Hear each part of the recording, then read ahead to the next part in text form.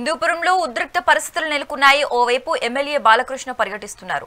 మరోవైపు YCP party ఆఫీస్పై దాడి నేపథ్యంలో వైసీపీ నేతలు హిందూపురంను చేరుకున్నారు. అయితే ఇందులో భాగంగా వస్తున్న అనంత వెంకటరామరెడ్డిని ఉషశ్రీ చరణ్ పోలీసులు అడ్డుకున్నారు. హౌస్ అరెస్ట్ అంటూ పోలీసులు ఇష్టారాజ్యంగా వ్యవహరిస్తున్నారా అంటూ వెంకటరామరెడ్డి పోలీసులు నిలదీశారు. అనంతరం పార్టీ శ్రేణులతో కలిసి హిందూపురం చేరుకున్నారు. ఇక ఉషశ్రీ చరణ్ ను పెనుగొండలోనే పోలీసులు ఆపేశారు. అయితే వైసీపీ పార్టీ ఆఫీస్పై దాడిలో ఇప్పటికే టీడీపీ నేతలపై పోలీసులు కేసు నమోదు చేసినట్లు తెలుస్తోంది. అయితే మరికొంతమంది వైసీపీ నేతలతో పాటు హిందూపురం సమన్వయకర్త దీపిక భర్త వేణురెడ్డి పైన కూడా కేసులు నమోదయ్యాయి.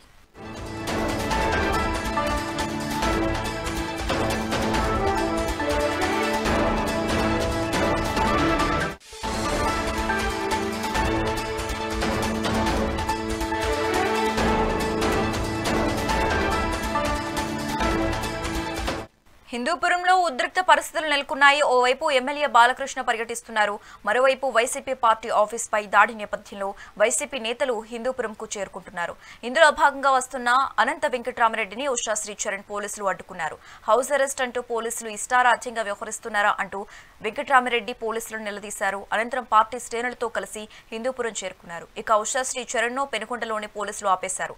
అయితే వైసీపీ పార్టీ ఆఫీస్పై దాడిలో ఇప్పటికే టీడీపీ నేతలపై పోలీసులు కేసు నమోదు చేసినట్లుగా సమాచారం. మరికొంతమంది వైసీపీ నేతలతో పాటు హిందూపురం సమన్వయకర్త దీపిక భర్త వేణురెడ్డి పైన కూడా కేసులు నమోదయ్యాయి.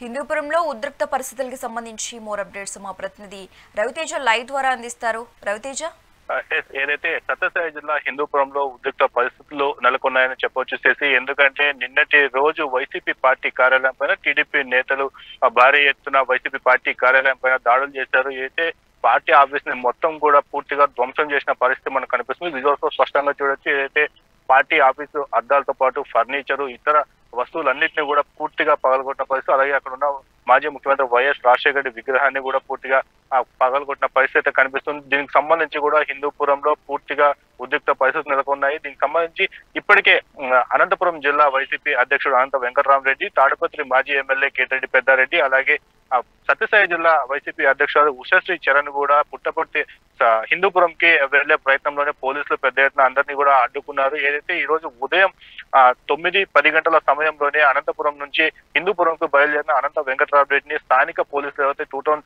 పోలీసులు ఇంటి వద్దనే అడ్డుకున్న పరిస్థితి. హౌస్ అరెస్ట్ అంటూ కూడా పెద్ద హైదరాబాద్ వచ్చింది. దీనిపైన అనంత వెంకటరామరెడ్డి తీవ్ర ఆగ్రహాన్ని వ్యక్తం చేశారు. తమ పార్టీ కార్యాలయాన్ని కొంతమంది టీడీపీ మూకలు పూర్తిగా ధ్వంసం చేసి అక్కడ ఉన్న పార్టీ నేతలకు మేము భరోసా ఇచ్చే అవసరం ఎంతనే ఉంది, దీనికోసం పార్టీ ఇందుకోసం పోలీసులు ఎలా అడ్డుకుంటారని చెప్పేసి కూడా తీవ్రంగా పోలీసులతో వెంకటరామరెడ్డి వాగ్వాదించారు. మరోవైపు ఏదైతే పెనుగొండ అయితే హిందూపురం సత్యసాయి జిల్లా అధ్యక్షులు వైసీపీ అధ్యక్షులు మాజీ మంత్రి ఉషశ్రీ చరణ్ ని కూడా హిందూపురంకు వెళ్తుంటే పోలీసులు స్థానికంగానే అడ్డుకున్నారు. ఎందుకంటే హిందూపురంలో 3 రోజుల పాటు నందమూరి బాలకృష్ణ ఎమ్మెల్యే పర్యటించిన నేపథ్యంలో హిందూపురంకి వైసీపీ నేతలందరూ చేరుకుంటున్నారు.